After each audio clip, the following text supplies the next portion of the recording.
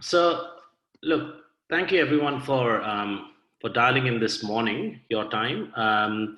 It's really good that we've got a pretty good, robust group of people, and what's also exciting to see is most of you are either planning to take your GMAT or um, are contemplating doing an MBA. So for all of you who are thinking about doing an MBA but have not yet made up your mind, there are a couple of sessions that we've run. And so if you go onto our website, One Click Prep, and look at the past recording of some of the sessions, you'll get a good idea as to whether you should start thinking about an MBA or not.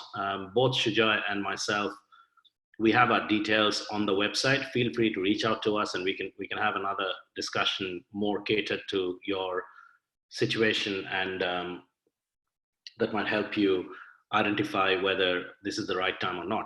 Now, in terms of preparing and getting started early, in one of the previous sessions, I mentioned this, that it's really important that you all think about when you're thinking about doing an MBA, you realize that you've got to give yourself anywhere between 4 to 6 months of proper dedicated um, study slash application slash introspection.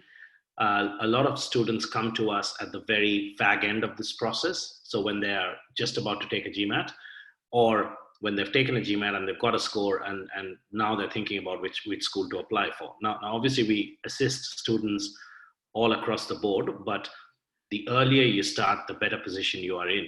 So my strong recommendation to all of you is, if you are thinking about doing an MBA, now is the right time for you to sit down, have a think about what this means, whether you should or should not um, do your MBA in the next sort of 2 years. And if it is, then let's get started pretty early on. The quicker you get started through the process, the easier it becomes for you as you progress. Now, we a little bit of a background about myself for those of you who've attended some of these previous sessions. You know you know a little bit about myself, but I have been a GMAT tutor and mentor for students over 20 years now. I took my GMAT in about 11 years back, and I did my MBA from Australia. I got a 760 on my GMAT, and I got a scholarship, academic scholarship from Australian Graduate School of Management. And after my MBA, I've been working on various functions and job roles that most of you would probably be looking at. So things like management consulting, private equity, product management, technology consulting, strategy work, and now I am in human resource consulting. So basically organization design, performance, and remuneration. So the reason why that sort of a background kind of makes sense is it is really easy for me to actually see what pathway you've taken in your life so far, and whether an MBA is right for you, but also how do you assess yourself, and how can you modify your chances of getting admitted into a business school of your choice. What are the career paths that follow after an MBA, and making you or working with you to assist helping you write your essays, which communicate and convey to the admissions committee that you actually understand what career pathways exist for you. So to make it a bit more meaningful, a lot of students come to us and say that they want to get into management consulting, but they don't really know what the difference is between management consulting, strategy consulting, technology consulting, product management. What's the difference between an in-house role and a consulting role? So I would strongly urge that if you are thinking about those lines, have a listen to our sessions, because we've covered all of these in pretty big, almost like a really detailed manner in our past sessions, and we will be doing so as we keep going. Now, we've got multiple sessions that are lined up. So today being the third one, and then we are planning to have a session once every 2 or 3 weeks, where we bring up topics of importance and relevance to students. So with that in mind, the topic that we're here to cover is a really interesting one, and something that I personally think you should get your head around as soon as you can in the process. So we're here to talk about do admissions committee typically look for when they're looking for a candidate to make an offer? Now, the important thing to realize at this point is, what is so hard for you to get admitted, right? So what are the hurdles and the barriers that you have to cross if you are to get into a top business school? So the most common one is obviously what you've done in your life, right? So the qualitative assessment of yourself. The qualitative ones are probably harder to articulate, so I'll start with the quantitative ones. The academic qualifications that you generally need when you go in for a Master's of Business Administration is a bachelor's degree. So the most important weightage in your entire academics is placed on your undergrad score. So it doesn't matter how much you've got in your year 10, in your year 12, if you've got another master's or you've got any certification, none of that really truly matters. What is most important is how much have you got in your undergraduate score. It does not mean that you cannot make up for a poor undergraduate score, but what it does mean is do not put undue emphasis on your year 10 and year 12 marks. Now, there's a reason why your undergrad scores are so important. And that reason is when you're in your year 10 and your year 12, the things that you're focused on at that point are not necessarily things that would help you during your MBA studies and after your MBA to get a job. Whereas your undergraduate degree is probably the most important, critical, as well as time-consuming event in your life. It's a 3 to 4 year program that most of you have taken and undergone. And through the process, it becomes really important for you to realize that if you do not have a high score in your undergraduate in your undergraduate program, then you've got a harder battle to overcome. In addition to your undergraduate score, the other score that is of equal, if not more importance, is your GRE and your GMAT score or GMAT score. Now, there are schools that take GRE scores in addition to GMAT. There are a few schools who only take GRE scores, but there's most of them who take a GMAT score. And again, fundamentally, the things that are being tested on the GRE and the GMAT are slightly different. And because of that,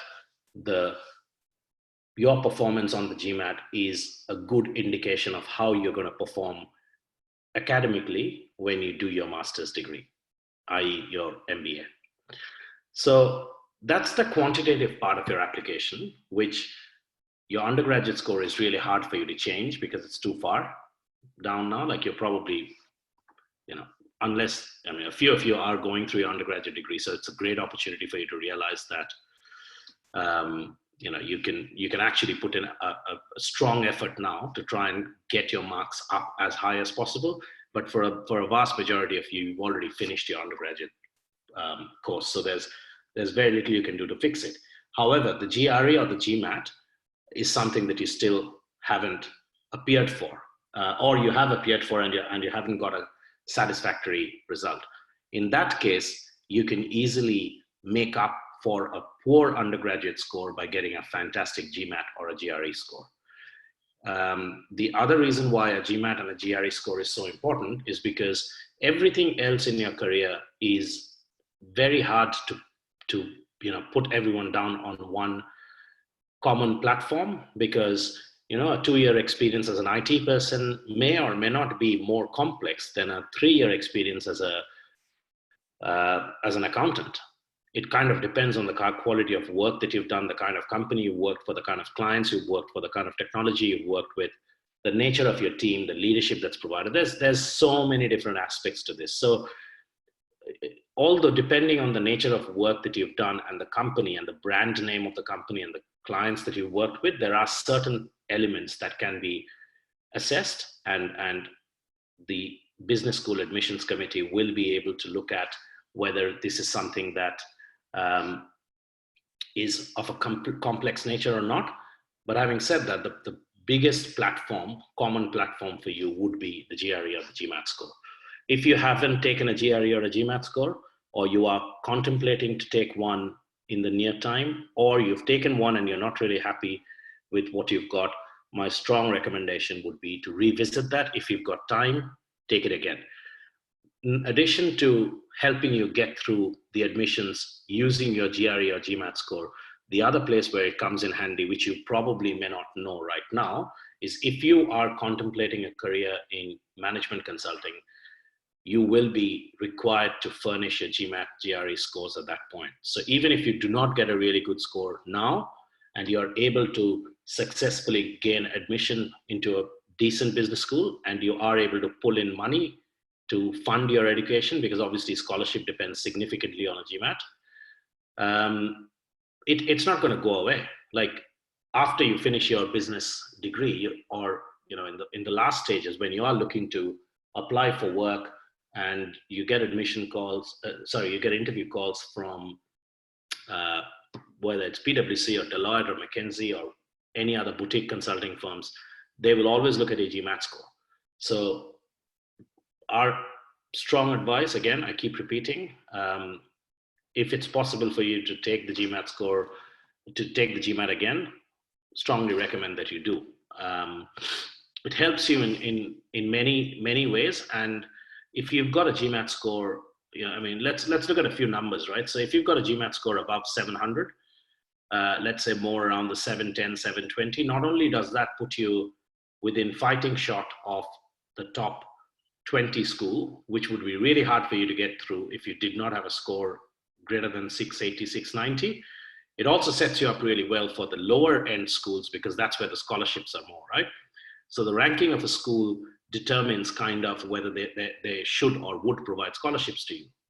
The lower ranked schools want to increase their ranking by having people who have high GMATs come in and do their study with them. And if that happens, then obviously it's a really good opportunity for you to wow them with a good solid GMAT score. Now, technically speaking, if you have a GMAT score of around 700, and this maths only works beyond 700, but if you've got a GMAT score of around 710, that roughly translates to about 20% scholarship. And this is for ranked anywhere between 25 to 50, 55. If you've got 720, it translates to about 30, 35%. If you've got 750, it translates to around 60, 65%. So that's a very, very sort of loose off the cuff comment, but that'll show you the importance of if you think about it logically, and you've got a 680, and there's a possibility for you to get 720.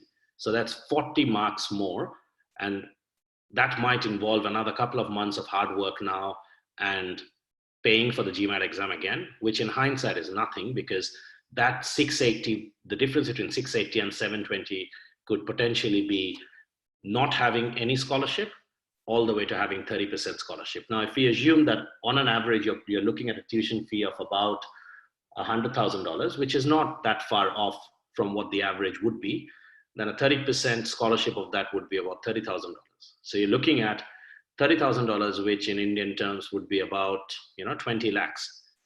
So you do the maths and you think about, well, 2 more months, really strong performance on the GMAT, that'll help me save another $30,000 or 20 lakhs. So this is the common thing that I keep talking to my students when I speak. The GMAT is of paramount importance. Please do not undervalue the role of the GMAT. Having said that, there are some of you who might be closer to the business end of application, and by that I mean you might be looking at applying in the next sort of month or 2 months, and you might not have time to sit or appear for another GMAT, and that's fine. If you don't have time, that's totally understandable. You can still work out, and you can still create a really stellar application. But if you do have time, go for it. Now, Praneeth has raised his hand. Do you have a question, Praneeth? Yes, sir. Is it audible? Hello? Is it audible, sir? Yeah. Yes, sir. I just joined the session. So my query is, I recently completed my GRE exam and I scored 324. I'm working in oil and gas since 4 years. Since I couldn't, due to some reasons, I couldn't do my GMAT and I scored this GRE. So, do you think I can go for, since most of the schools are accepting GRE and GMAT for MBA program? So, my interest for also towards an MBA. So, can you explain like so how well the chances are there? Sorry, I lost the last part. How well the chances are there for a GRE score of 324 in an MBA applications in terms of What? scholarship or anything? Yep. So what would be your breakdown and what's your percentile? So the breakdown is 158 in verbal, sorry, 156 in verbal and 168 in quant. Yep. And what's the percentile? Do you remember the percentile for verbal? Verbal, it is 48 percentile, and then quant is 92 percentile. Okay. So obviously it is a lot harder to get either admission into the top 25 or scholarship from the next 25 if you do not have a GMAT equivalent of 720. It's a lot harder. Your profile has quite a few really strong points in terms of being from oil and gas, and you've obviously, from the sounds of it, there are many strong technical, engineering, and management / leadership skills that you can pull out. If you are asking me whether you can get admissions based on your current GRE score in a school which is slightly lower, as in between 60 to 90, and my ranking is always, by the way, Financial Times ranking. That's the only ranking that I follow, because everything, they all have different standards, but that's the one that I'm following. If you are looking at getting admission from 60 onwards, school number 60 onwards, which, by the way, they're perfectly fine. They're really good schools. You have a fighting chance, but you would need to demonstrate what else you've done or what else you can provide as a complementary skill to demonstrate the poor verbal score. Sure, sir. The equivalent score is 700 exactly. If you have 700 GMAT score, then I think getting admission into a top 25 is still pushing it, just because of the very nature of the law of numbers. But between 25 to 50, if you've got a GMAT score of 700, should be a fighting chance for you. Okay, sir. So based on your conversation, if not in top business schools, so there might be chances of getting into next business schools. So of getting a scholarship or whatever based on my efforts and anything by GRE score. Correct. But you've also got to look out for the schools that do not accept GRE, because there are some schools that do not accept GRE. Yes, absolutely. So to most, I'm talking about the schools which accepts GRE. Yeah, absolutely. No, understood. Yep. Sure, sir. So can I add one more question if it is possible? Yeah, please. Sure, sir. The one more question is like, since I'm talking about the programs, so I'm confused with so how well it is an MBA with operations or MBA with supply chain management, masters with supply chain management. So I couldn't differentiate. I couldn't figure it out. So to get it out. So because yes, since I work in on-field offshore, so I don't want it much technical side. So I want to switch my career as a major part. But how well I couldn't differentiate actually, because with MBA in operations and masters in supply chain management or masters in general management. So let's keep it simple, right? So let's go, what's the difference between an MBA in operations and masters in operations, right? Because that's the simplest one, because there are subtle differences between operations and supply chain, but let's not go into that. So if the question is, what's the difference between an MBA specialization in operations and a master's in operations? The basic difference is in the content and the level of detail and depth you'll be going in. So if you go into a master's of operations degree, or in your case, master's of supply chain degree, you would be studying not just about the basics of operations, but more detailed case studies of how you can improve. So you might, as one result of your operations or supply chain, you might learn or pick up enough from Six Sigma or any other certification of management, which you would not necessarily learn through an MBA program. So an MBA program is meant to be more broad. An MBA is not a trade program, it's just a certificate. It's meant to give you a vast variety of information and knowledge about quite a few different topics. The intent is for you to move into, after an MBA, as soon as you can, as soon as it's feasible, to move into a general management line. What you do after an MBA will determine which function you want to go into or you can go into. So if, for example, you are looking into a career path where, you know, if you do a master's in operations, then obviously you are looking into a career path where you'll become an operations manager, a head of operations, a head of manufacturing unit, and then eventually a chief operating officer. Whereas if you're looking into an MBA with operations, although you're specializing in operations, it does not mean that that's the kind of job you'll be doing. You might end up in management consulting, you might end up in technology, you might end up in, you know, because every company has an operations. It doesn't necessarily mean factory. And that's the difference between an MBA and a master's in operations. Sure, sir. It was a great input actually. So you mean to say, yes, there are a lot of wide variety of options will be there for an MBA compared to an supply chain management. 100%. Like you can end up in anything, consultancies or anything in the specific. 100%. And then with an MBA in operations, depending on how strategically you choose your courses and the kind of people that you're interacting with. So one of the sessions that I will be covering off, not the next week, but in a couple of weeks, is what should you do from now till the time you finish your MBA to get into the dream job of your life. So most of us are doing an MBA to get into a job, but if you don't know what it is that you need to do to get into the job, it's going to be really hard. So in that session, I will be covering some of the things that you could be doing to move from where you are now, doing an MBA, and after that into the job. Yeah, thank you so much, sir. Perfect.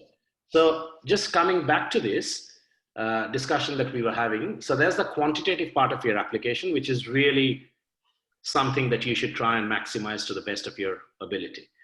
After the quantitative part lies the qualitative part of your application, right? So these are things that you've actually done and demonstrated, which can be argued upon, but which definitely add to the value of your application, right? So if you think about the main things that schools look for, there's the leadership part, there's the diversity of experience part, there's the teamwork and collaboration part, and there's the clarity of goals part. So these are the four qualitative main things that you need to have in your application.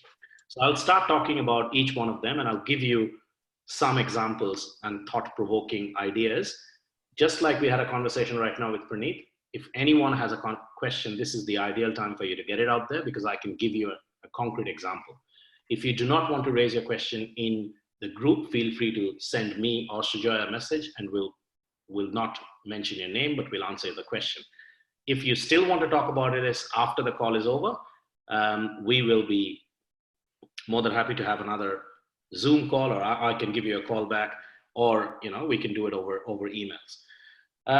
So the first qualitative section that is really important is clarity of goals. Now, I cannot stress to you how important this section is. I've mentioned in one of my past sessions about the importance of getting the clarity of your goals sorted. I will reiterate that again. By clarity of goals, I'm talking about a very straight line thinking. So I'm talking about something that you've done in your past. You need to be able to leverage that. Any application that you think of when you're talking to an admissions committee, either through an email or a message or your application itself, if that is not clarified, then you have a lot of problem and you're probably not going to make it. So what does that mean? It means whatever you've done in your past, like, so whether you have been an engineer or you've worked in a startup or you've done, a career-oriented, like a not-for-profit, whatever you've done, every skill you can use to illustrate what you're going to do next. So start with what have you done in your life so far. Then think about where do you want to go in 5 years' time or 6 years' time or whenever. So it's almost like a continuum journey, right? So this is what you've done so far in your life as you stand today. This is where you want to go 6 years from now. Then you've got to think about what gaps you have in your career, in your skill, in your experience, and then you've got to align that to what this particular MBA can give you. Now, a lot of the time students come to me and say, well, I'm thinking about USC Marshall, or I'm thinking about UT Austin, or I'm thinking about Carnegie Mellon, or I'm thinking about Vanderbilt. Which one should I think about? And my response to them always is, first think about which location you want to go and live in. If you want to go and live in the US or in Canada, is it Midwest? Are you okay with snow? Are you okay with living in a sort of country place? All of these things are fundamentally important for you to determine. Once you understand what it is that you're looking for, because you're going to be living there for 2 years, and most likelihood, that's where you're going to get the next job. So you're going to be living there for 4 or 5 years, and that's a big time in your career, right? So if you're not going to be happy with where you are, then that's going to make things really complex for you. So let's take a step back and think through this. Where you want to go in your career, first step, which MBA program do you want to select? Depends on the location. Where do you want to go? Is immigration important to you? Are you happy learning a new language? Are you happy with too much cold? Are you happy with a multicultural, diverse ethnic group? Are you happy with being in a class with mainly Caucasians, whether they are Americans or Canadians or Europeans?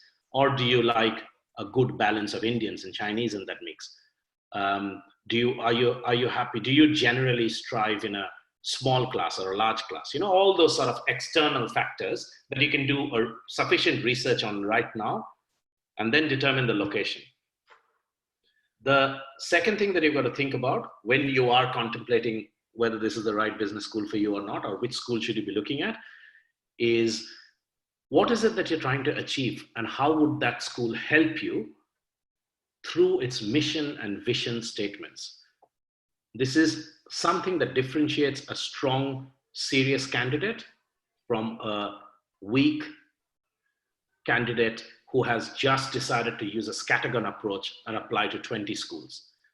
You have to be really clear that the vision and mission of the school, and every school has a vision and mission. Read the vision and mission and see whether they align to what you want to achieve through the program, right? So things like, there are many schools that talk about leadership. Is leadership fundamentally important to you? Have you suffered in your life because of a poor leader? Have you encountered a really strong leader? All of these things are really important. So if the answer is yes, then leadership is really important. And you know that in the school, there'll be a lot of stress on the importance of leadership. All right. So coming back to the clarity of thought example that I was giving you, if you do not really understand or think about or realize where you're going, then the school does not want to take you in, because you are probably going to end up sitting in a class or sitting in multiple classes, not knowing where you want to go and how the school would help you, not being able to exploit and get the most out of the school, and not be able to interact with people of different backgrounds, similar to the field that you're looking for. So if you go into a school and you say, you know what, I just want a job. I could get into HR, I could get into operations, I could get into finance, into strategy. Okay, that's great. But does that mean you want to get into management consulting because you'll be able to experience all of that? Or does it mean that you're happy to apply to 100 companies? Because in order to apply to 100 companies, you need to spend a lot of time. It's not like in India where you get phone calls and you get multiple jobs. That's not the way it works. You have to spend a lot of time figuring out where you want to go, companies. You can't just go and speak to 200 people. There's a lot of networking time. There's a lot of research. Every job requires a cover letter. You have to customize your letter. And the signal that it's giving to the admissions committee is, you know what, they're really talented. They're a good student. They don't know where they want to go. And we're probably going to end up having to disappoint some companies because you'll be applying to many, and some of them you will say no to. And that's going to have an impact on the relationship of the business school with the company. Does this make sense, where I'm trying to go with this? So the clarity of thought is really important for them to see whether, firstly, you know where you want to go. Therefore, your efforts within the school is not going to be a scattergun, and you're not going to annoy and frustrate the people in the school, including your classmates. The second reason why clarity of thought is important is because of the practicality aspect. If you're doing an MBA from a school where it's very rare that people get into operations, but you want to go in there and do an operations degree, you're probably going to be stuck without having a job offer because you don't have companies that come in and recruit from that school with a particular specialization. So if that were to happen, then you can clearly understand that this is not a good signal to the school. The school wants to get people on who are qualified, self-started, well established in what they're doing, have a good, clear journey, and not necessarily have people who they're going to struggle to place after the MBA, because that's going to impact the ranking. So one of the things that happens during the ranking, or the way in which the ranking is established, is the salary of people, the average salary of the class, the salary, how long did it take for students to get a job? Now, you can understand your employability after the program is extremely important. So when you are thinking about clarity of thought, that's where it comes in. And that's why it is so important for you to have a strong, clear mind of where you want to go and how will the MBA help you. Start with the mission vision, look at what courses are being taught, not necessarily the core courses, but what other supplemental or additional courses are on offer. And then the final thing that you do when you're thinking about the clarity of vision is do a LinkedIn search. Look at people with similar background to yourself. What are they doing now after a graduation from that particular school? So it doesn't have to be the last cohort, could be even 3-4 years back. Is that something that others are doing in your school? If it is, then it's an achievable path. And by that journey, through that journey, you would realize and learn so much about what you can and can't do, that your directions, your articulation of your essay, of yourself, is going to be that much stronger in your application. All right. So as I said, there are 4 things that people look for, that admissions committee look for in the qualitative sense. And the first one is your clarity of thoughts. The second one is your leadership. Now, you may have read in a lot of places how you can demonstrate leadership, and we're going to have a session, the next one probably, on what is it that you can do to demonstrate your leadership skill. But fundamentally, what they're looking for when they talk about leadership is, a couple of things, right? So the first thing is, are you a self-starter? Have you ever backed yourself? Have you ever used the power of self-confidence, belief, and challenged the norm? Have you ever gone outside your comfort zone? The second thing that they look for when you're talking about leadership, have you ever believed in yourself so much that you were happy to challenge the status quo, push yourself, push the company, deliver an outcome which was thought unbelievable and really complex, and in the process made the lives of everybody else associated with that activity better? Whether that's going out and doing an extracurricular activity, whether that's doing not-for-profit organization assistance, whether that's doing some kind of volunteering work, whatever you do, you need to realize that the leader needs to put in an effort that makes the life of others better. So again, a lot of times students come to us and they say, look, I've done a little bit of voluntary work. Does that help my chance? And my response is always, well, it depends what you've done in that volunteering work. Firstly, the volunteering organization that you have selected has to be aligned to what you want to do, whether in your professional field or your personal field. If that's not aligned, then it just seems like you're picking up numbers and picking up names to put on your resume to improve your chances, and that never works. These guys have been doing it for so long that they can sniff whether what you're saying is true or not. So pick up an organization that is truly close to your heart, right? Something that's either working in technology or working in, microfinance, or working in poverty, or working with children, whatever it is. And then it depends on what have you done within the organization. Have you just rocked up every Saturday or Sunday morning and gone in and collected garbage? Or have you just donated your blood? Or have you actually sat down and said, hang on, what problem are we trying to solve? How can we assist in solving this problem using the resources that we currently have? The more you do of that, the more leadership skills you demonstrate. All right, I'm just going to pause here for a second for any questions, because I realize I'm talking a lot. Is there any question that you guys have so far? Yes, sir. This is Pradeep. Sorry, who was that? This is Praneeth. Sorry, Praneeth. Hey. Yes, sir. As you said, yeah, it depends upon the location, everything you have explained clearly. So, in the Mm. process of thinking, so like, if do we need to compromise our interest, or do we need to compromise our schools in the process of in this process? So, there might be situations where we end up with some business schools which are not in good ranking, and Mm. in other areas there would be very great business school where our area of interest would be, it won't be there over there. So what would be the primary thing? Is it our area of interest or in selecting, or the business school? Yeah, look, I mean, I think area of interest is an interesting concept because when you talk about your area of interest, you're obviously talking about something like you mentioned, like your operations or supply chain. But that area of interest also changes during your MBA. So you might want to go in there with a fairly closed and narrow mind, saying this is what I want to do. But you'll get exposed to so much during your MBA that you'll literally have your mind blown. So you'll suddenly think of options and opportunities that you never thought existed. So selecting or being true to your field or professional area of expertise or demand, or where you want to reach, is in my mind a lot more important than the selection of the school itself.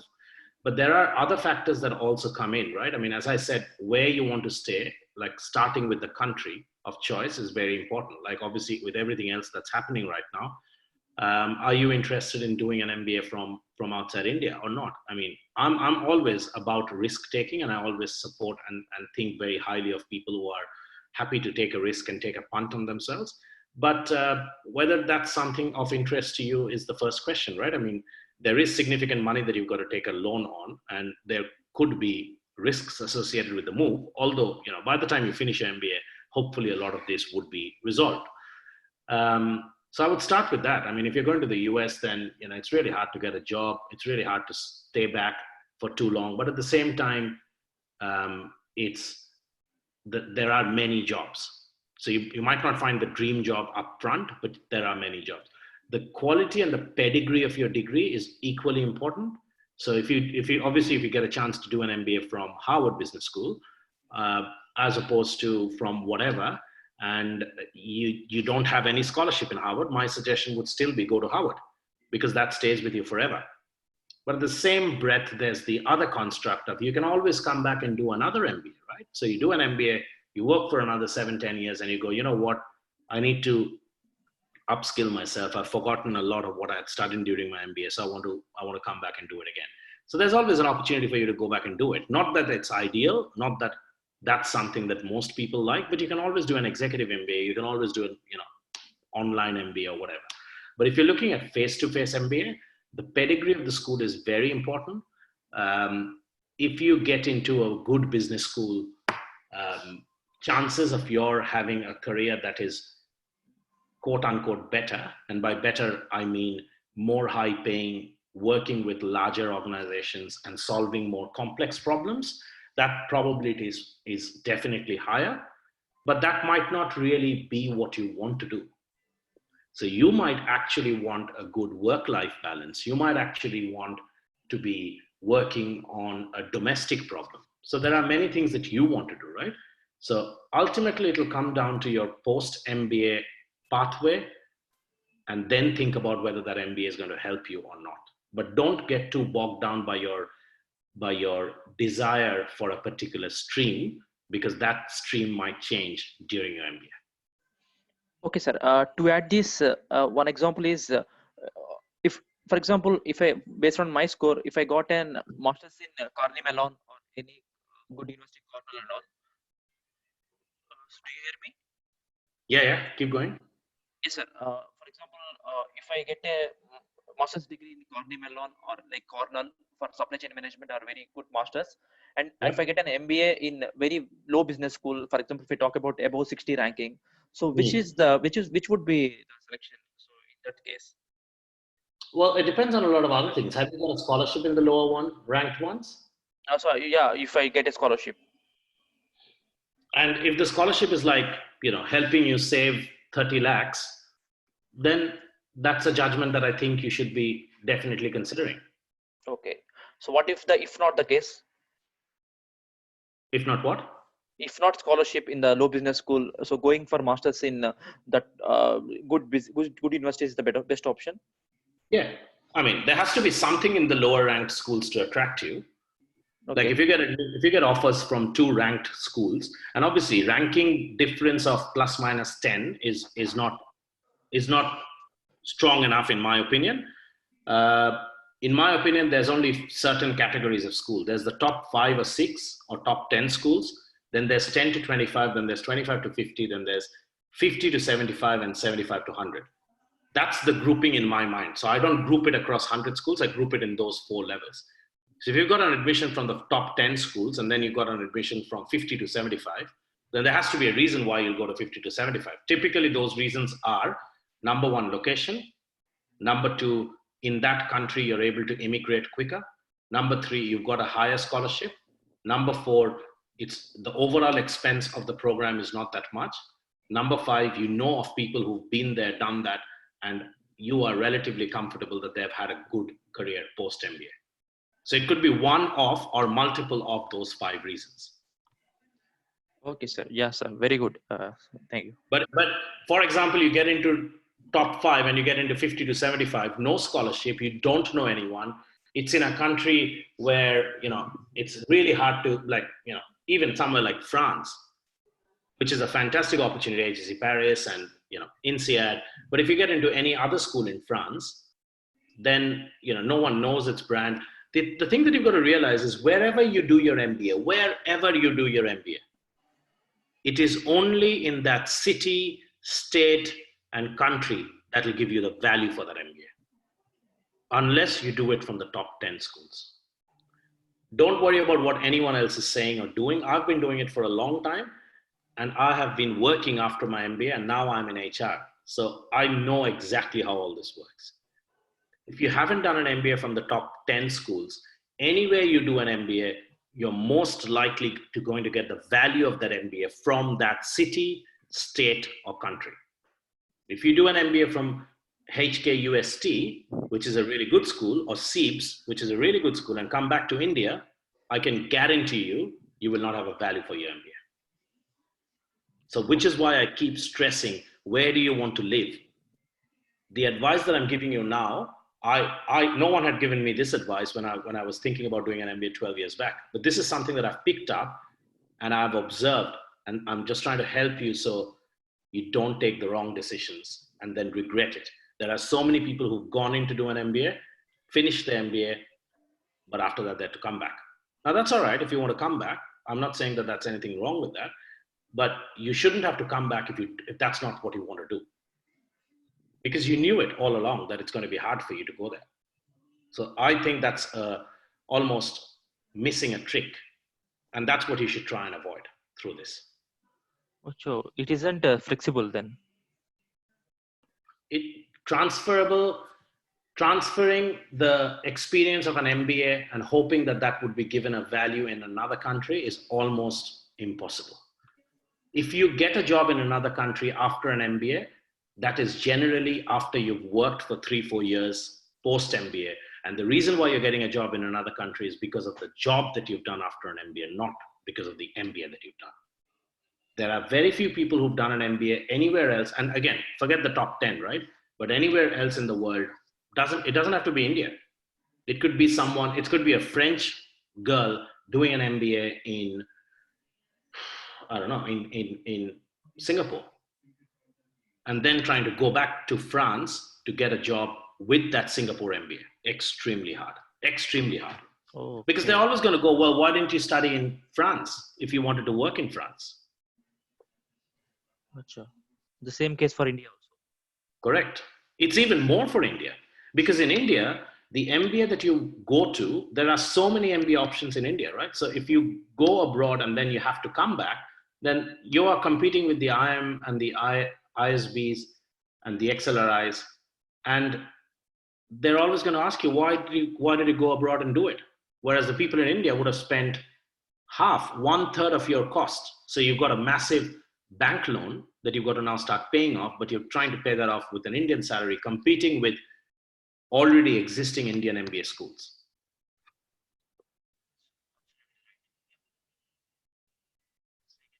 Does that make sense? Yes, sir. It was like different thought. I was I thought it's a different thing. I thought like MBA at any place can could go and do things. No, no.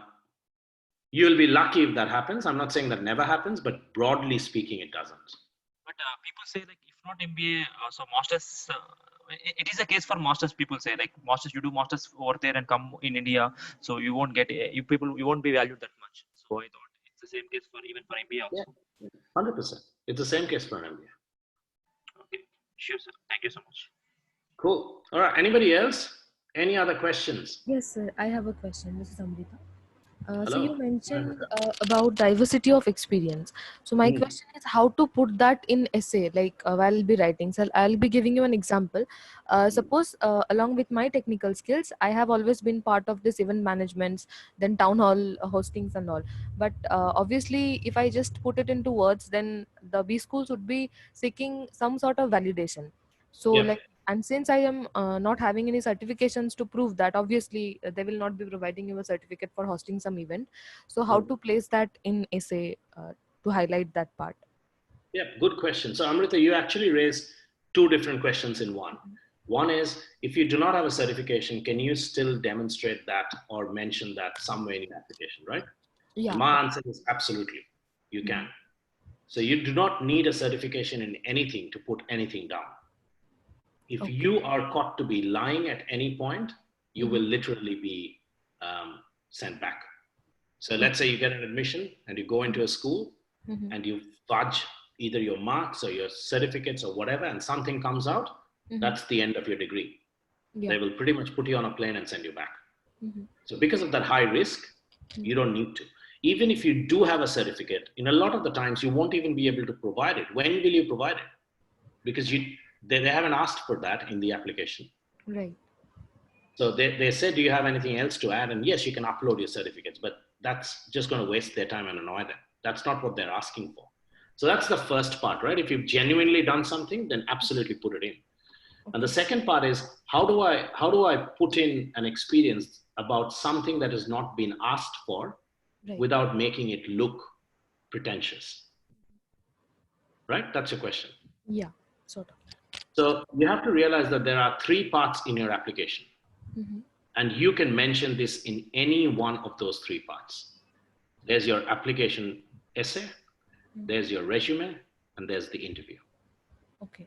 As long as you're able to mention that anywhere in those three parts, you Mhm. should be fine.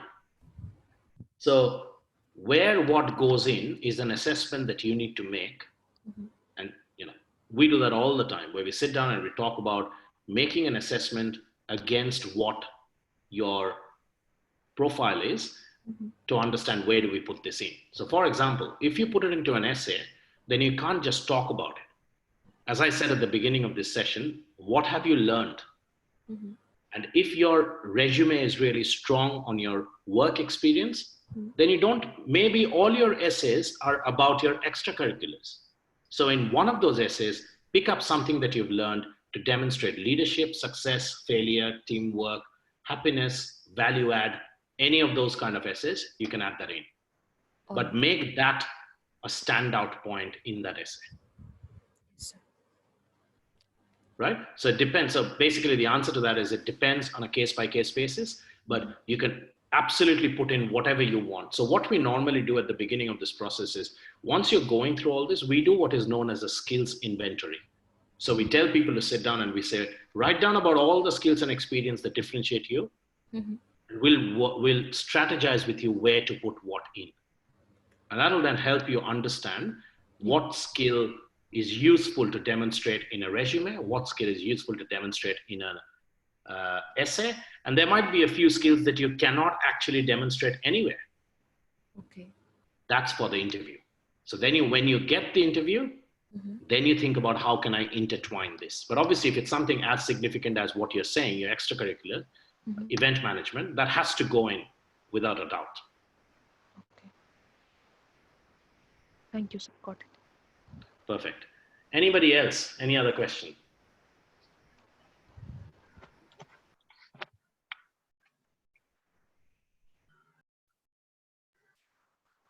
No other questions? Okay. All right. So moving on, the two things that, just to reiterate what we've been talking about. So there's the quantitative part of your application, your undergrad scores, your GRE, GMAT score. Then there's a qualitative part, your clarity of thinking, your clarity of goals, your leadership experience. The third and the fourth point that I want to talk about, your third point is your teamwork and collaboration. And your fourth point is an overall, so I'll come to the fourth point in a second because I'll forget what I was saying with the third point. So with the third point, that's collaboration and teamwork, right? So what a business school really wants to see is how collaborative you've been in your experiences at work, at home, outside work, through your hobbies, because you would be spending close to 2 years with a group of people that you cannot change once your MBA starts. So your adaptability, your resilience, your attention to other people's emotional needs, your empathy, you're taking one for the team, you're bringing the team along. All of these skills are very important for you to sustain yourself during an MBA and after an MBA to be able to work in multi-diverse skills and multi-functional and multi-location team members after an MBA. It's a really underrated point, but it's a very strong and powerful point. They are looking for people who have a strong collaborative and teamwork approach. But what are the things that you can demonstrate through this, and how do you actually prove that you've got strong collaboration? The kind of things they're looking for are the obvious ones. Your team has been down. What have you done to improve the motivation of the team? What have you done to understand why the team isn't working? What have you done to understand why certain team members are not performing to the level they should be? And what have you done to respond to that? Now, the most important thing during your application essays is not the fact, but the learning. So once you have demonstrated, okay, this is how it works, these are the things that we're talking about, this is what I have demonstrated, and this is the outcome of that activity, the next part that you need to write, which most people forget, what have I learned? So the admissions committee is looking for people who have been strong team players, right? We all have worked in teams, but what have we done to demonstrate teamwork? This is the reason why you need to start early, because the earlier you start, the more you think about it. And this teamwork could be demonstrated in sports, could be demonstrated in your extracurricular hobbies, it could be demonstrated in your not-for-profit ventures, could be demonstrated in your startup, it could be demonstrated in your office work, just a simple professional work. It could be demonstrated in your personal life, like, just helping out in the family when the family needs you. Not just for yourself, but helping out a family member that's got nothing to do with you. So the teamwork component has a very important element to it, which is it should not be of direct financial benefit to you, right? So for example, a lot of students who come to us have discussed that they've been through a financial problem, and that the dad lost work, and they had to pull in their weight and get stuff done. Now that's really good from a leadership perspective, but that's not what they're talking about from a teamwork perspective. So when they're talking about teamwork, they're talking about something that has not got a direct financial benefit to you. So again, what can you do right now to improve your chances of teamwork? Start participating in team-based events. And when you're participating in team-based events, whether that be Toastmasters, or that be participating in local sports community or sports club, or that be participating in a drama, or literary club, whatever that is, it doesn't matter. But the main thing that you've got to realize is, at the end of this, you should be able to have a solid period of time that you've been associated with something that is close to your heart, that links in well to your story of what you've done in the past or what you're going to do in the future, but also at the same time, something that you've learned, something that demonstrates that you went above and beyond. So whatever you're doing right now, at whether it's at work, whether it's in your personal life, whenever and whatever you're doing, try and add value to that. This is how you start preparing for your MBA. Think about, what is it that I could do that can add value? The more substantial it is, the more people it impacts, the better of a chance you've got. in demonstrating that you've been able to add a value. No matter what the question is, no matter what the admissions committee looks for, ultimately they're looking for people who can make substantial value by identifying a problem, by recognizing what the solution is, by acting and implementing the solution, and by learning from that solution. So please try and understand where I'm going with this. It is not important for you to have done 10 different things.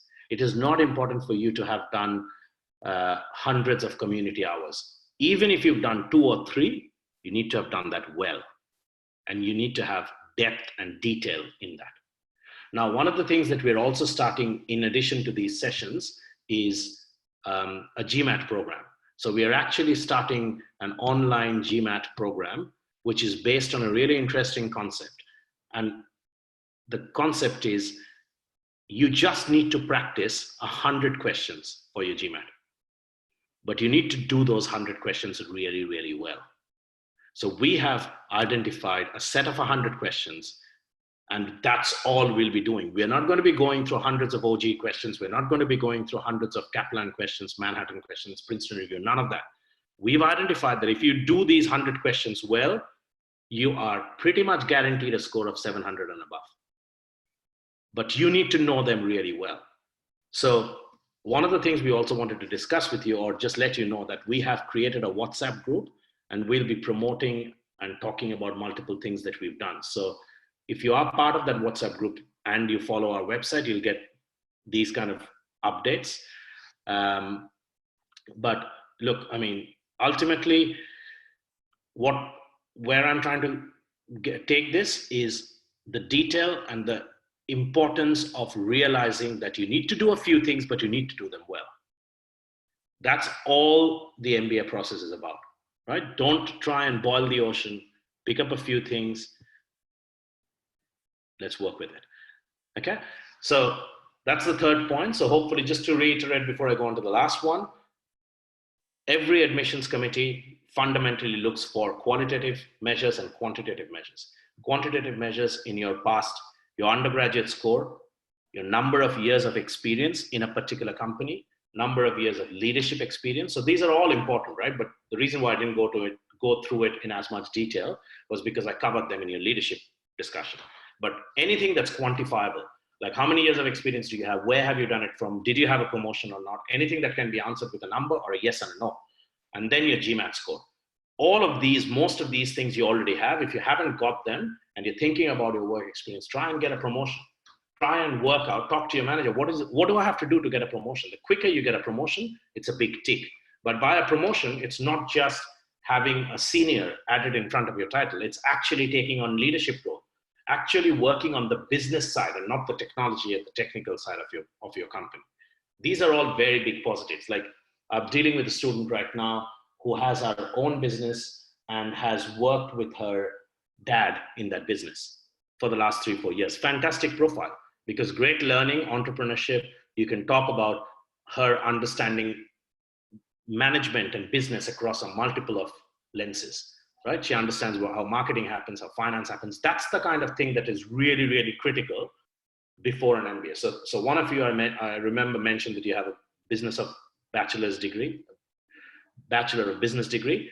That's really good, but you've got to substantiate why do you now need an MBA degree if you've already got a BBA degree. So there's pros and cons to every sort of background that you have, but ultimately the quantifiable aspects and then the qualitative aspects, right? So the quantitative aspects we've discussed, the qualitative aspects, leadership, clarity of goal, teamwork or collaboration. And the fourth thing is, it kind of is almost like variety of stuff you've done in your life, right? So it's the diversity, it's the experience that is very unique to yourself. So if you are, for example, if you're from an army background, great. That's a very big positive for you. If you are from a family that had to travel around a lot, fantastic. If you come in from a family of 6 or 7 brothers, 6 or 7 siblings, great. If you worked in the US for some time because of your current work, great. If you've gone and studied in a school in Singapore, great. If you know another language, great. So all the diverse experiences that you have in your life that you can pull together is really, really important, because that qualitative assessment, what they're telling you is that if you have such a diverse background, that means you are generally accepting of other beliefs. You are generally a nice person to work with because you've seen how other people from other places work and live. And you can look at it from the other person's lens. You can live a life and walk a mile using the other person's shoes. And that is really important from the admissions committee, because they don't want to create too many hyper ego fueled, aggressive alpha males in the classroom, because that's when it goes downhill. So they want to create people who are genuinely nice, high achievers, sober and good to work with, but also are not caught up in their own small little world. They've seen enough in the world. Now, not all of you would have either gone or lived or studied abroad, and that's fine. Not all of you might come in from a family of army surgeons. That's fine as well. If you have that, that becomes a really easy story. If you do not have that, there's still other things by which you can demonstrate the diversity of experiences and things that you've learned in life. So those are the top 6 or 7 things that any admissions committee looks at. As I said, underpin all this by looking at the mission and vision of the school. There will be subtleties that will be expressed in those mission and vision statements. Have a look at LinkedIn to see what other schools or what graduates from this particular school are doing currently. And hopefully that should give you a good starting point to look at what it is in your life that you want to do. All right, I think we'll open it up for Q&A, and then we'll wrap it up with questions. Shivani, you've got a question. Sir, see, as of now, I think we cannot go ahead with the exam till July end, because we don't like the online exam is with the whiteboard is, I won't think I can go with that. So we do have time like for these 2 months. So is it advisable to use this time for the application building? Like we start working on our profile, because as of now we don't know our score, but is it okay to work on the profile without GMAT score? Yeah, so Shivani, see, it's a very important and interesting question. So thanks for that. There are many things and different things that you can and should be doing at this stage, right? So it's not just about thinking about improving your profile. It's about getting involved mentally 100% in this process. So over the next 3 to 6 months, you should be thinking about, should I be doing an MBA? Should I not be doing an MBA? What about what comes next? What do I want to do after that? How much of this do I know? So you've got to get really involved in this. As you get more and more involved in this, taking a GMAT or practicing for a GMAT, you can pretty much only do about 3 or 4 hours a day, right? I mean, after that, mentally, you can't just do it. So, sorry, what was that? Yeah, we can just practice for 3-4 hours, but we do have time. So like we can utilize this time if we have certain path. Okay, we can. Correct, absolutely. So, which is what I was coming to. So you can do it for 3-4 hours, but after that, you just can't. Physically, you can't continue. So what you can do at that point is look at what else are you able to work through, because at the end of this, it's not just your GMAT score. It's your GMAT score, it's your essay, it's your profile. So anything that you can do and can work on, I would say absolutely. There is no harm. It helps keep things fresh in your mind, and it helps keep your focus, but not at the expense of your GMAT. Your GMAT is very, very important, and you should try and get to the best of your ability through this process. When we work with students, we tell them that we are almost like a chef. You give us the ingredients and we'll work with it. You don't give us the ingredients that we want, there's only so much we can do. So in order to help yourself get through the next phase, GMAT is very important. If you see that you're getting really bored with your GMAT and you want to work on your profile, and there are many, many things that you can do on your profile right now, then absolutely go for it. But if you see that that's having an impact on your GMAT, because preparing for GMAT is mentally more taxing than thinking about your profile, then I would say focus on your GMAT. Okay, sir. Thank you. No worries. Sir, Sai Pranith here. Hmm. Sir, is it necessary to do something higher education based on your current experience? So, for example, if I'm interested in finance, without doing any CFA level 1, level 2, or anything, so can I go with that? So how well it is useful? Because I need to give proper justification without any relevant experience of previous thing. Okay, so if I understand your question is you want to get into finance after an MBA, but you haven't done any finance related certifications. Yes. So how feasible is it? Yes, sir. Okay, so a couple of things. Firstly, it's not that easy to transfer careers 100% after an MBA. So there are three things that you need to consider when you're considering change after an MBA. One of them is the industry. So let's say you're working in high tech and then you want to get into banks. The second thing is the job function. So right now you're doing project management, then you're looking to get into finance. And the third one is the location. And by location, I'm talking about fundamentally continents. The more of these three things you try and change, the harder it gets for you to get a job, and the less realistic your life becomes or your career goals become. So if you're trying to change all three of them, quite hard. If you're trying to change two of them, manageable. If you're trying to change one of them, very easy. So keeping that in mind, if you do not have any finance background and you want to get into finance after an MBA, you'll probably end up either working in a sales and marketing of a finance company. So something like Standard & Poor, you might be doing business development for them. An MBA is not going to give you a detailed understanding and knowledge of how to become a finance manager. It'll tell you what to do with your cash flow statements. It'll tell you what to do with your profit and loss, what to do with your balance sheet, how do you manage ledgers, what the difference is between a cost and management accounting. But you are not an accountant. In order to be an accountant, you need to have a certificate. An MBA is not a certificate. So any field within finance that's got a relation to accounting, you cannot get in. So apart from accounting, the other fields in finance are financial control, which you can do, but it's like a long roundabout way. Treasury, strategy, which is probably more relevant for you. And the other one is some kind of an overlap with HR. So those are the more common fields in finance that you can get into. So that's the first thing that you've got to remember. But do you need a certification right now to get into an MBA? No, you don't. Absolutely, you don't. But it's not just getting into an MBA, right? It's getting the job after that. Sure, sir. Perfectly. So is it like at least some sort of relevant work experience leads to a better chances of opportunities if you go into finance? So as I said, the field that you can get into is probably strategy within finance. That is probably the most common field. Business analysis and strategy is probably more common. Treasury, financial control, budgeting, and accounting are extremely hard to get in.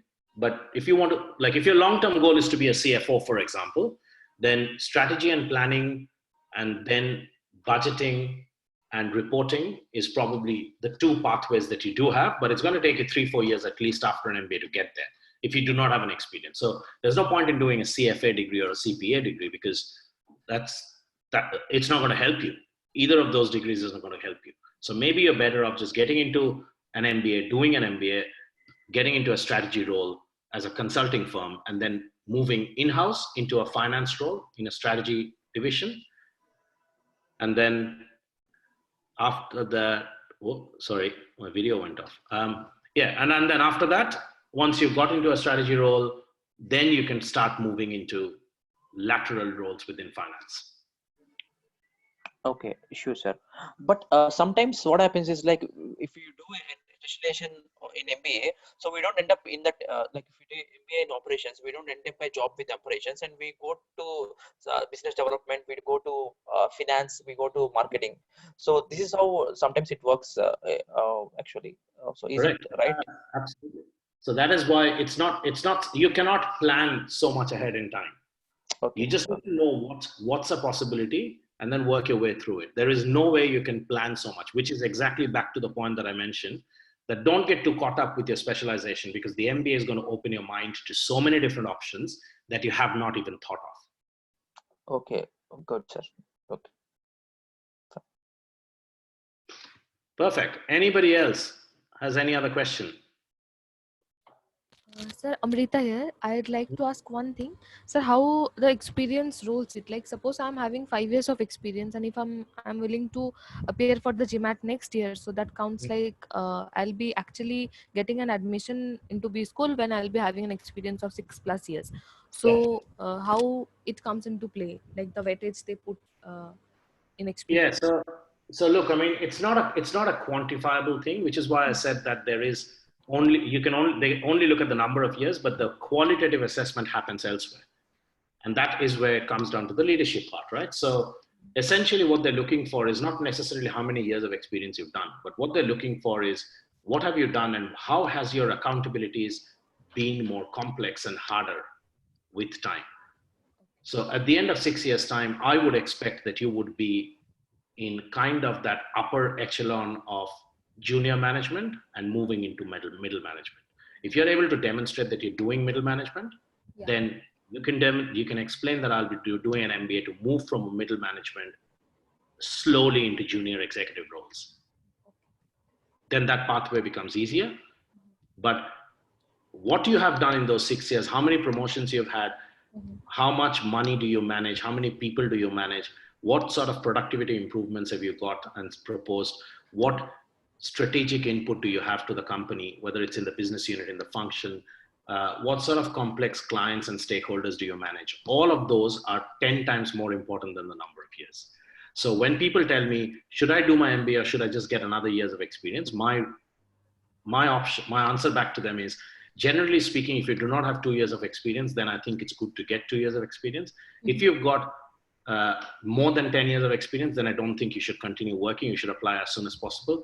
In between that period, between 5 years to 7, 8, 9, 10 years time, within that, it doesn't matter. What they're looking for is, if you work for 6 years, they want to see demonstration of success, of increased complexity, increased accountability, leadership, stakeholder management, having larger P&L to manage, basically everything that you would expect a junior senior manager, if that makes sense, within the senior management, any of the junior roles to do, they would expect you to do that. If you can demonstrate that, fantastic. Okay. Thank you, sir. That answers my question. No problem. Hello. Anything else? Hello. Hi. Hi, this is Shayan here. I have two questions basically. Like one of them is regarding the exam, the importance of the, hello. Can you hear me? Yeah. Go the exam, and the other thing is like, the diversity factor. So one of the things regarding the exam is that, you mentioned that bachelor's degree marks are a very important parameter, one of the very important quality parameters. And like, is there anything of that sort? Like, if the score is above 60%, then like, you're given you're given the highest weightage if your score is above 60%, or like it varies from university to university? Yeah, I wouldn't worry about it, man, because there are many background methodologies that apply. And the most common one is trying to convert a percentage to a CGPA or a GPA. I wouldn't worry about that. If it's a well-known university in India, they already know what the standard is. Like I'm from WUT BTech. So, and I have a CGPA of like, above 8. So I think will that be a decent one? Perfect. You don't need to worry about it, man. All right. They understand, like the GPA system in the US is based on a percentile. All right. So they peg the highest percentile at 4, and then they have a sliding scale that gets it down. This is not the way in which it works in India. In India, people convert a GPA by taking your score and dividing it by the highest score in the class. And that's like a very rough, approximate straight line percentile. But if you've done your maths, which I'm sure you have, you'll see that that's not, a straight line percentile is not the same as grouped percentile. They use a grouped percentile system in the US. So you don't have to change it. If you've got like, broadly speaking in India, if you have a first class degree, that's considered to be, broadly speaking, about 3.3, 3.4 GPA, which is more than enough, more than what you need. Right. And the question is regarding, since I have experience of like close to 1.5 years, I'm lessly like, I'm more towards a lower scale of experience. So in that case, will like certifications from certain online platforms, will it give me an edge if I'm planning to apply the next year itself? Just like, to up my game against the people who have the experiences of like 8 to 10 years. No. You cannot get the experience of people who got 8 to 10 years experience. You cannot match that with anything apart from just working. So if you really want to increase your chances, then there's a strategy session that you need to undertake, which understands who you are, what you want to do, and then need to work out by priority what you can focus on. So things like get involved in things. So if you've got 2 years experience, there are certain benefits that you bring to the table. People with 10 years experience don't have that benefit. That benefit is exuberance. That benefit is creativity. That benefit is learning and inquisitiveness. That benefit is more on teamwork, less on leadership. So you can easily demonstrate that you've done a lot of leadership in spite of your small age or young age or less years of experience. That's the angle I would take. So I wouldn't try and go toe to toe with the heavily experienced people. I would try and use this opportunity saying, look, it doesn't matter. Yes, I don't have that experience. Yes, I don't have that leadership, but there are certain things that I have done which demonstrate leadership. And here they are. So they want to get a high achiever, no matter what. I mean, they're not comparing you with someone. They're trying to think, are you, Shreyan, as good a version of yourself as you could be? Or, 90% of the best version of yourself. If the answer is yes, given everything that's happened to your life, right? I mean, your financial situation, your parents' financial situation, you could have like an affair with a girlfriend that did not go that well, whatever your life has thrown at you, are you 90% of the best version of yourself? If the answer is yes, let's get on and explain to them why that's the case. And that's all you need to do. All right. Thank you. No worries. All right. Anyone else? Okay. Look, if we do not have anyone else to ask questions, I'll let Shujoy come up and conclude the session. But basically from myself, thank you so much for listening in. Hope that was useful. We plan to run these sessions on an ongoing basis. As I said, if you want to be part of our communication platform in terms of finding out, talking, discussing, learning new sessions, new strategies, feel free to follow our Facebook page. Shujoy started a WhatsApp group, and we'll try and get you guys on that. So that's it from me. Thank you all. I'll turn on my video because my phone's going pretty low on charge, and I'll see you guys soon. See ya. Thank you. Hello guys, I hope this was like helpful. The session was helpful. So while we were in the session, I had done a couple of things. You'll find it in the chat also. So I have given a link for the WhatsApp group we have just created. So if you want, you can just join that group. So we'll keep on updating whatever events we create, okay, we come up with. So we'll directly get the links there. That's number one. The second one is like we are planning one of our ex-students. He's there in this meeting also. So he's like got into some of the top colleges. So he's like we are planning a session with him next week. So where he will be explaining how his application process was, what he did, and how it went about. Okay, how his interview experience was. So we'll have a session just like this. So we'll have a session next week, similar timing, where he will be explaining all those nitty-gritties of the process, right? So like hearing from the horse's mouth. So Shubro is there basically today also. So he's going to do that next week. So if you just keep joining that WhatsApp group, then we'll post the link of the meeting that we are going to conduct next week also. Okay, so that's there. Also, I've posted the link of our web page. So you can go there, visit, and check out some of the videos of our past events that we have created, which you missed, right? So those links are there. So just visit those, listen to them, and make it more engaging in the future sessions that will come.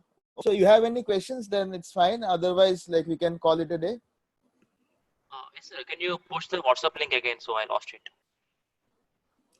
It's in the chat, like in the meeting chat. You go Yes, it to is. chat. Yes, it is. Okay, My call got I'll disconnected just, and again. okay. I'll just send, message it again. Okay. Yeah. All right, perfect. And from myself, look, I mean, we started this with the aim of providing hands-on first level detail that you probably wouldn't get from a lot of other consultants because they've not necessarily worked in post MBA career that you are planning to do. Plus, we're also starting off these GMAT sessions for just 100 question based session. So if there's friends that you would like to communicate this to, please share this.